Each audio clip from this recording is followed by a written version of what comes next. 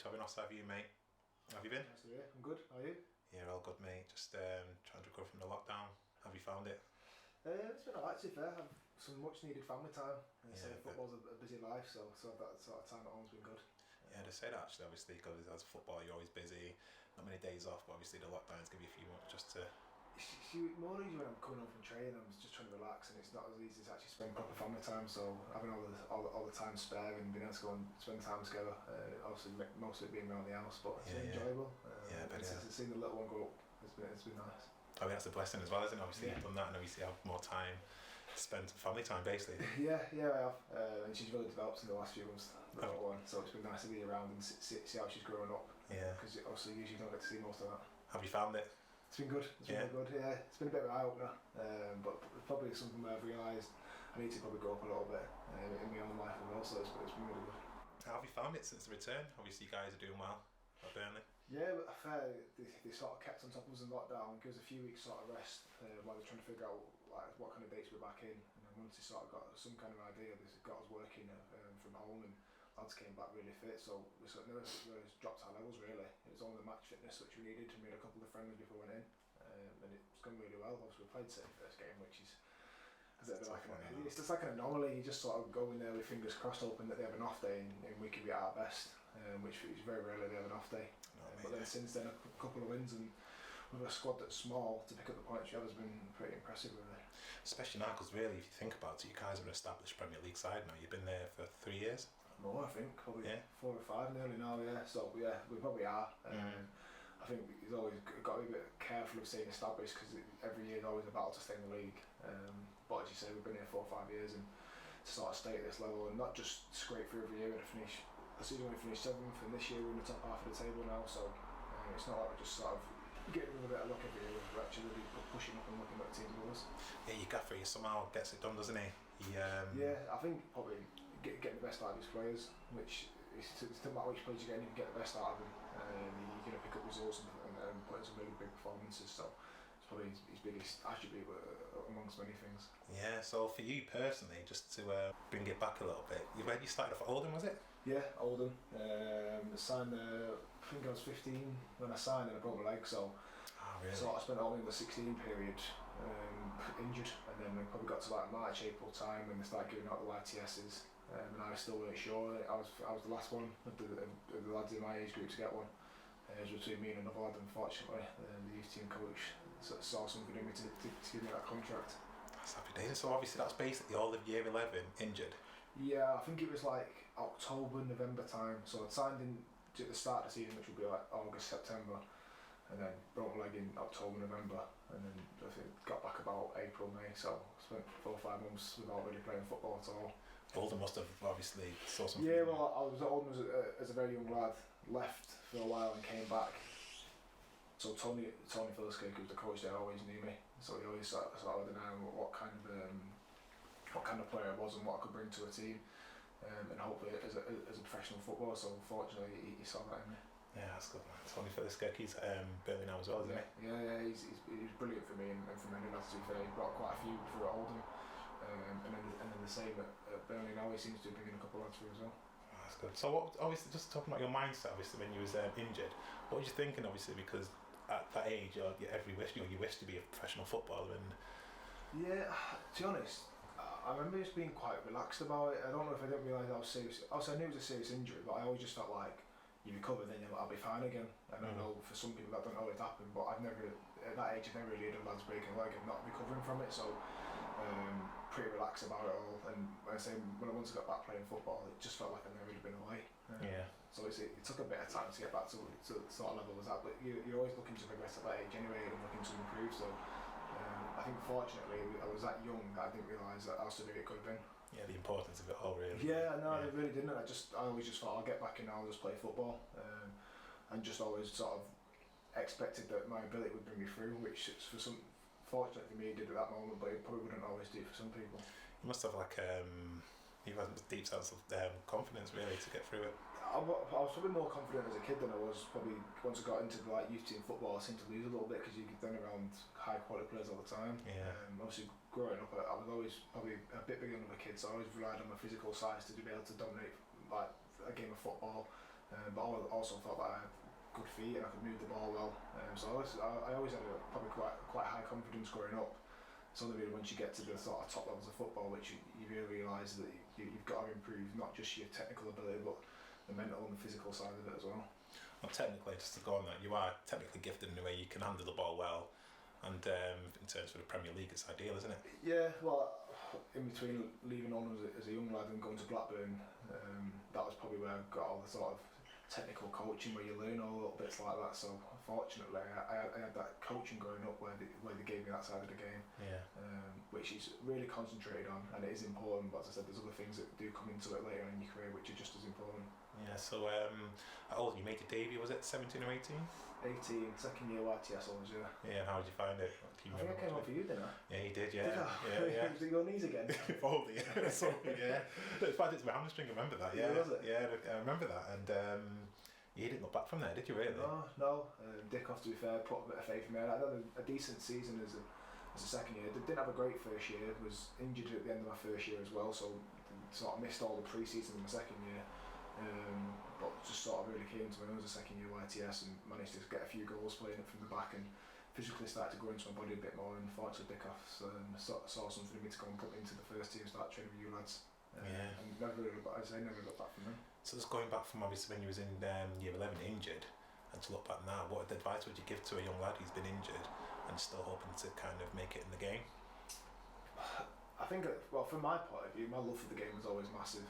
I say I was injured, but I never really lost my love for it. I was obsessed with football, loved training, loving the ball at my feet. So I was just desperate to get back playing football when I was injured. But also there needs to be like a resilient side to you. You do need to be mentally tough. And probably the biggest thing I've learned growing up over these last probably 10 years in football is work rate. Yeah. The best players with the hardest work as well. And that's probably the thing I've seen the most over these last few years. Yeah, I can imagine. So what advice would you give to a young lad who's been injured obviously at a young age, trying to get that contract, and just to stick with it? What advice would you give us? Obviously you've been through it. Yeah, as I said, the love for football needs to be there, and you need to be fully dedicated to it. And as I say, the biggest thing I've learned over these last few years is just you work rate to it. You're going to get knocked back. I've had plenty of knockbacks in my career through injury and being let go by clubs, but sort of always stuck at it, and the work rate really came into it the more I've grown up, and the more I'm realising that, the more I feel like I'm improving. Yeah, so it's obviously two parts what you said, especially the love of the game. It doesn't really matter what level you're at as long as you love playing football, because a lot of people, like young lads I know, they've kind of got stuck with the I need to be in a professional team, I need to play, I need to be at that level, I need to be at the highest level, but really they kind of forget why they actually played football in the first place. It was just the love of it, wasn't it, really? Yeah, well, that's the only reason you ever start playing football, because you love playing it. So the love of it for me is still the same now as it was when I was 15, 16, so it's not really changing me. Obviously it does become a bit more sort of workman-like the older you get, because it's more of a job, but that love needs to be there, and with that you then sort of learn that you need to work at your best if you want to be the best, and that's what I'm trying to do. Yeah, and especially if you establish yourself in a professional team, first team, I think then it's when the real hard work starts as well, isn't it, really, to maintain that? You're going up against better players and people with more experience. So when I came in at 17, 18 into Oldham's first team, there's yourself, Ruben Hazel, and a few other lads next to you who had a lot of experience, and you've got to try and sort of push yourself to their standards and try and go beyond that. So when you was in the youth team, do you always think you could do that? Honestly, when I was playing for the youth team, I never even thought I was going to be near the first team until the day I went out to train, and told Phil Scott said I was going with the first team the day after. I was always hoping I'd push to it, but I never thought it would come that soon. I was always like, I'm a youth team player still, so you didn't really see that many breaking through at that age going into the first team training. One or two would. It was always more like the forward lads though. Yeah. So as a defender, I never really felt like it was that close until the day I was told I was going. But it didn't really bring like something I was nervous about, because I always felt like the group above me was quite a good group of people, and I felt quite comfortable being around them. Yeah, you started in quite well actually, didn't you, in the first team? Yeah, but it could be probably different at different clubs, but at that place, the youth team and the first team were so close to each other, and you sort of get to know certain people and come across them. I was cleaning boots for a few lads and the staff, so I felt quite comfortable being around it. and really enjoyed when I first went there and sort of got to stay at that level. See, I think that helps as well because obviously you've got the youth and the first team players around each other, and obviously the youth team looking at the first team players like idols and mentors in a way. You do get some because where the youth team and the first team are completely different. Yeah, well, even now at Burnley, I don't really get to. I'll know a few faces of the youth team, but we don't spend that much time together. And that's just the way the club's out. There's not many people knock around. There's a large group of 23 players in between us and the 18s. So it is difficult to sort of do that. But I sort of enjoyed the upbringing at Oldham with it being so close and getting time to spend around the first team and being around them. Because it sort of really made me to realise what kind of level I needed to be at to sort of get up there. I said the plus side now for obviously the Burnley situation, you've got the 18s and 23s, and the first team is eyes everywhere, isn't it? So everybody knows how well they're developing. Oh yeah, of course. The amount of staff like a Premier League club is so much different from like a League 1, League 2 club. And there's always eyes on it. And to be fair, knowing the youth team staff there, I can have discussions and ask about lads who are playing and how they're doing. So I've got an insight. It's just not many people at the club that it's always hard to keep an eye on them. It goes a long way that, doesn't it? Just obviously to see first team player asking how you are. Yeah. From a youth player, you'd be like, oh, I'm alright, do you know what I mean? And just from that, you make you feel comfortable, and that just gives you that extra bit of confidence as well to go out. You need to be confident as a footballer. You can't be in awe of the people above you. You need to sort of respect the level they're at. But I think from my perspective, the lads of the youth team need to be looking at us and looking to push to the level that we're at. So if they can be around as much as they can and look how we train and how hard we work and the sort of standards we set, then that's what they should do themselves. Yeah, it can help as well, definitely. So you've established yourself in the Oldham first team. You're playing really well, and Brentford. Yeah, I was a bit in and out of Oldham for a while. Dickoff sort of would put me in and then pull me back out. Probably a bit more because of my age and protecting you. Yeah, maybe so. I say it's a job at that level. But a youth team is about progressing and giving people chances to make mistakes. It's more difficult. When I was young, so I was going to make mistakes. So there's people who can maybe rely on more who are older than me, which I always felt like he was doing, which I never really understood until I've got a bit older. But then once Dickoff left, I still played probably nearly 50 games when he left. But then Tony Philskirk took temporary charge and Lee Johnson came in and he put his trust in me straight away, played me every game, and that's when I felt that I really progressed, and that's when Brentford came. You're quite fortunate really in terms of Oldham. The first team managers, Paul Dickoff and Lee Johnson, the young managers themselves, and they had faith in the youth, and obviously yourself. Yeah, both of them. Dickoff obviously would take me out at times, but he still put his trust in me as a 17, 18-year-old kid. I think when I was still second year YT, I'd played 7-8 games in a row at the end of the season, so I'd still played a fair bit. And then when Lee Johnson came in, he put his trust in me.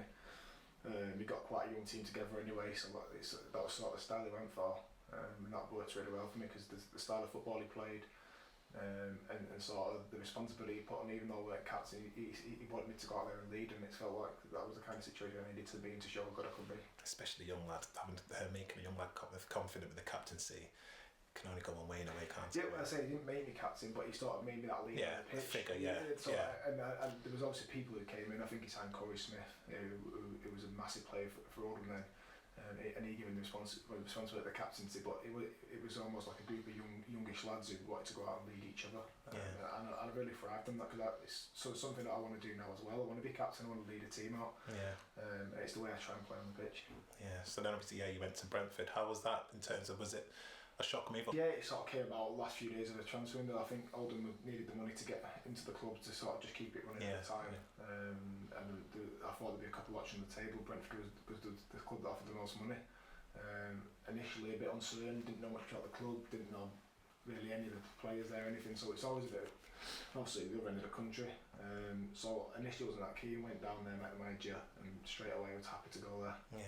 They had a really young bunch of lads, talented lads, with a couple of older pros that sort of guided us, and it was probably the best thing that in terms of that time, that best place could have gone to a team that was fighting at the top of League 1.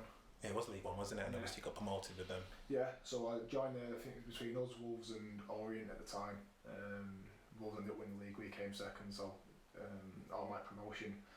And going on to the Championship, sort of the group that we had with a couple of additions, it was a real good team, playing sort of really open, expansive football, but just loads of young players wanting to show how good they could be, and showing how creative, with that freedom that we was given.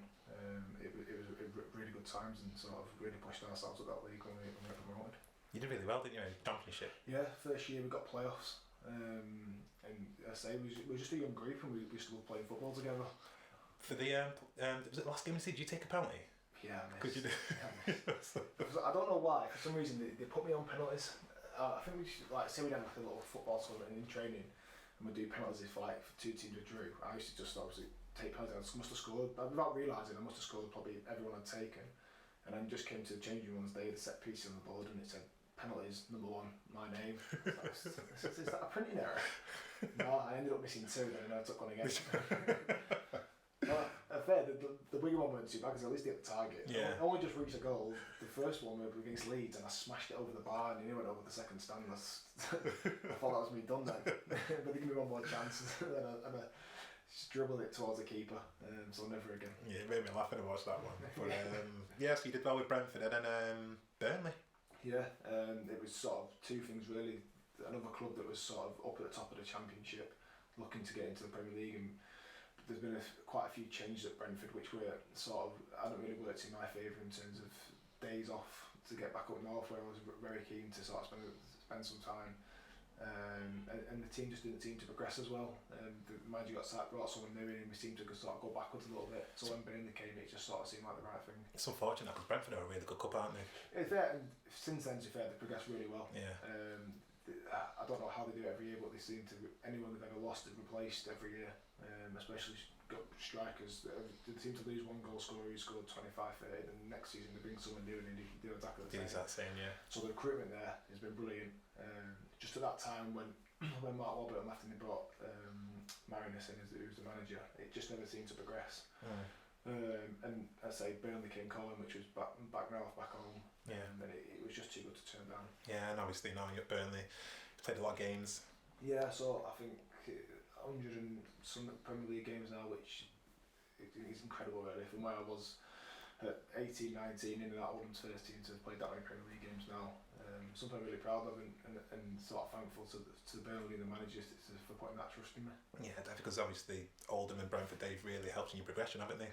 Yeah, and it's sort of all been different styles of playing, different styles of learning, and sort of different change rooms. So we had a bit more experience at Oldham, but a lot of young lads at Brentford. So I've sort of had a lot of different experiences, but sort of combining all that together I've been really fortunate. Yes, and obviously there at Burnley, you guys are flying. Yeah. I say flying, but it's for where Burnley are and where they've come from. It's a great position to be in. Yeah, you're sort of looking at being the best of the rest in this league. You've got your top 6, and there's going to be, I say Wolves at the moment are flying, a real good side. And obviously Sheffield United come this year, but we're sort of up there with them teams now. So yeah, that's what your sort of target is really. So to go and compete in that top 4, top 6 is so difficult with the sort of the finances they've got and the players they've got. It is. So we've really put ourselves in a good position. Yeah. We're on a real good run. I think we've lost 1 in 9 and unbeaten at 5 in home. So we're doing really well. But it's sort of the group mentality we've got is incredible, and it's the mentality is the best group I've ever been involved in. There's sort of no one's really concerned about outside noise or what's going on outside the club or even in the club. Nothing to do with us. We just want to go there and play football and play well. The gaffer's created a really positive culture, hasn't he? So everybody's working for each other. Yeah, it is. It's a culture that he's really brought in. The people he brings in who sort of drive it and sort of get on board with it, because he could easily bring 2 or 3 bad eggs in and it could really go sort of wrong, but he's never done that. He's always brought in good people who are willing to do anything for the team, and it's worked really well. And also the club and the gaffer, they've stuck by each other, haven't they? Because obviously they got relegated, and obviously then Dyche brought us back up again. So it's just important to obviously keep the manager there rather than just relegate this that. But yeah, you can say I think a few times I've been on bad runs there, and other clubs maybe managers will go, but the club's trusted in the manager, and the manager's repaid that by putting the club in the position it's in.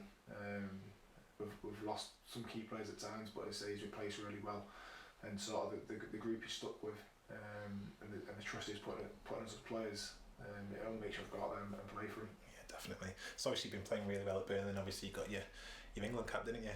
Yeah. I got out of the blue again. I think it was my first real season in the Premier League as a proper player. For the season before, I made a fair few appearances, but I think it was probably about 2 or 3 starts. So I never really felt like a Premier League player until I started playing week in, week out, and got that run of games together, and felt my own progression really quickly at that level of football. And fortunately England come calling. Probably a mix of a couple of lads out of form, but fortunate for me, I was in a good place football wise and health, and I was able to keep myself fit at the time. So to get an England call was incredible. Yeah, definitely. Just to look back, obviously, from when you break your leg, and obviously in year 11, I think, or year 15, 16, and now Cat 3 at club as well, I think, Oldham. Yeah, it would have been, yeah. It's the lowest you can go. It is, yeah. It's some doing that, isn't it? And obviously to work your way up. And what's the difference? Because obviously you played at the highest level of England. You've been in League One, Championship, Premier League, and obviously what's the difference? Obviously, I come across many type players at League One. Some lads with great ability, but probably just not applying themselves correctly. But when the people at that level are applying themselves correctly, they're so focused on how good they want to be, and then there's sort of the consistency from these lads is just incredible to see how day in day out at the top level. They say like a Harry Kane, finishing is on point every day. He doesn't have a down day where he's always at it. And if he misses one, you're making sure the next one goes in, and just sort of people wanting to maintain standards and work ethic, want to be the best, and that's how every day they go out there and train, and obviously match days they always turn up with that quality as well. So it's the mentality, isn't it? It really is. I come across many talented players at the lower levels. But once you get to that top level, it really is your mentality. Yeah, you really have to apply yourself, don't you? You really want to. And that's a lot of things.